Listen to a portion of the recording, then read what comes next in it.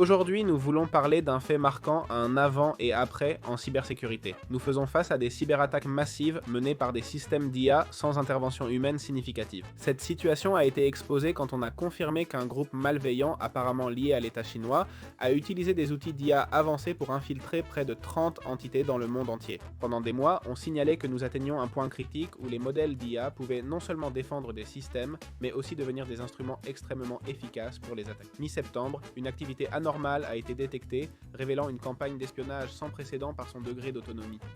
Les attaquants ont réussi à manipuler une version de Claude Code pour qu'elle tente de compromettre les infrastructures d'entreprises tech, d'institutions financières, d'industries chimiques et d'organismes gouvernementaux. Le plus grave est que le système a réalisé la majorité de l'opération par lui-même, entre 80 et 90% du processus, tandis que les opérateurs humains n'intervenaient qu'à des moments précis. La méthode utilisée consistait à faire agir le modèle comme un spécialiste en cybersécurité chargé d'évaluer les vulnérabilités.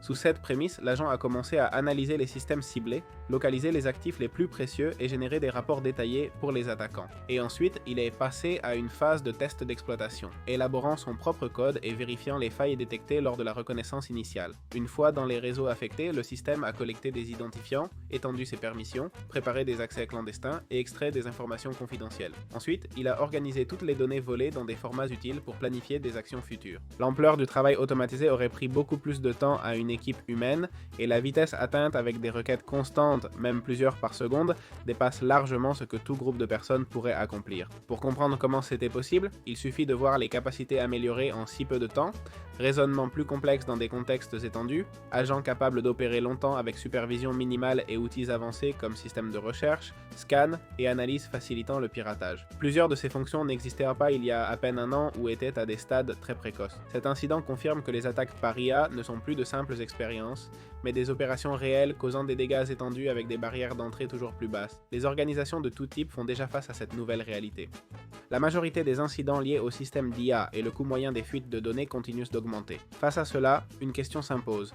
Si ces modèles peuvent servir à des activités malveillantes à grande échelle, pourquoi continuer à les développer et les rendre accessibles ? La réponse proposée est que les mêmes fonctions qui facilitent les attaques peuvent aussi renforcer nos défenses. Les outils capables d'identifier les vulnérabilités, d'analyser les tendances et de réagir rapidement pourraient être cruciaux pour détecter et stopper les futures opérations. Dans ce cas, après la découverte de l'attaque, 10 jours ont été consacrés à enquêter, bloquer les accès, alerter les entités touchées et coordonner avec les autorités.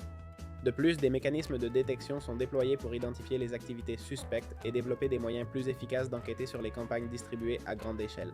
Ce qui est clair, c'est que nous entrons dans une ère où les cyberattaques seront plus rapides, plus étendues et plus efficaces. Si les attaquants utilisent ces techniques, les équipes défensives devront adopter des systèmes similaires, partager les informations sur les menaces et renforcer leur surveillance, surtout avec l'évolution des IA vers des opérations plus autonomes. Ce cas prouve que le risque n'est pas théorique et que la technologie peut déjà soutenir des attaques prolongées, autonomes, une capacité qui va probablement s'accroître.